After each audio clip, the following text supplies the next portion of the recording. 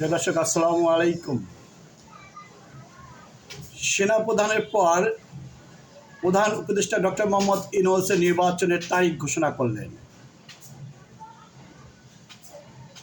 নির্বাচনের ব্যাপারে একের পর এক মন্তব্য আসছে সর্বোচ্চ মহল থেকে।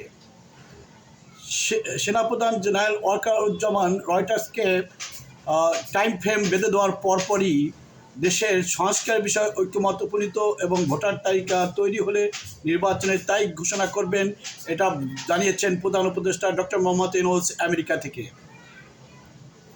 গতকাল মঙ্গলবার আপনারা জেনে থাকবেন যে জাতিসংঘের সদর দপ্তরে বার্ষিক যে অধিবেশনের সেই ফাঁকে IMF-এর ব্যবস্থাপনা পরিচালক ক্রিস্টালিনা জর্জিয়েভার সঙ্গে একান্ত এক বৈঠকে প্রধান উপদেষ্টা ডক্টর মোহাম্মদ ইউনূস নির্বাচনের তারিখ প্রসঙ্গে কথা বলেন।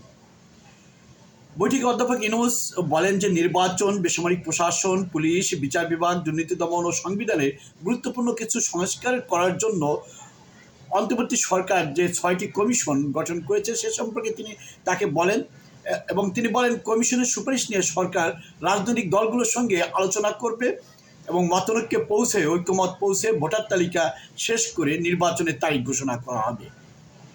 ক্রিস্টালিনা জর্জিয়েভা বাংলাদেশের সংস্কার উদ্যোগের সহায়তার প্রতিশ্রুতি দিয়ে বলেছেন, ওয়াশিংটন ভিত্তিক ঋণদাতা বিষয়টি নিয়ে অংশীজনদের সঙ্গে আলোচনা করতে ঢাকায় একটি দল পাঠিয়েছে।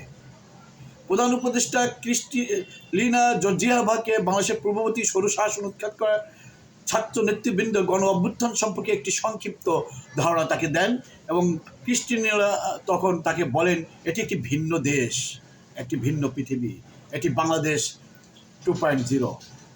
IMF-এর প্রধান নির্বাহী অন্তর্বর্তী সরকারের সংস্কার উদ্যোগ তার সমর্থন জানিয়ে বলেন, IMF বাংলাদেশ সরকারের জন্য আর্থিক সহায়তা দ্রুততর করবে।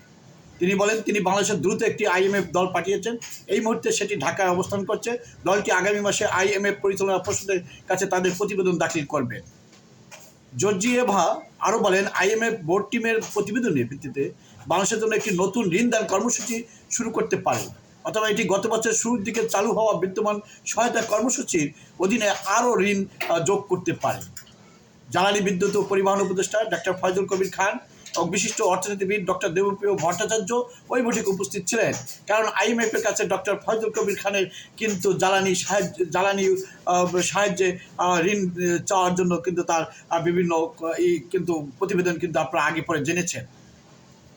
ফয়জুল কবির খান IMF প্রধানকে বলেন, বাংলাদেশ অন্তর্বর্তী সরকারের মাত্র 1 সপ্তাহের সময় বিদ্যুৎ ও জ্বালানি খাতে অপরাধের দুর্গ গুড়িয়ে দিয়েছে।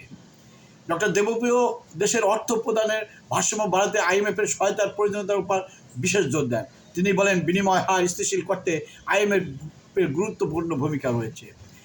এই হচ্ছে IMF-এর সঙ্গে IMF-এর পরিচালক ক্রিস্টালিনা জর্জিয়েভার সঙ্গে ডক্টর মোহাম্মদ ইউনূসের যে ওয়ান টু ওয়ান মিটিং, সেই মিটিংয়ের আপনাদের আপডেটেড জানালাম। প্রিয় দর্শক, যদি নির্বাচন নিয়ে আরও কোনো নিউজ আসে অবশ্যই আপনাদেরকে তাৎক্ষণিক জানাই দেওয়া হবে।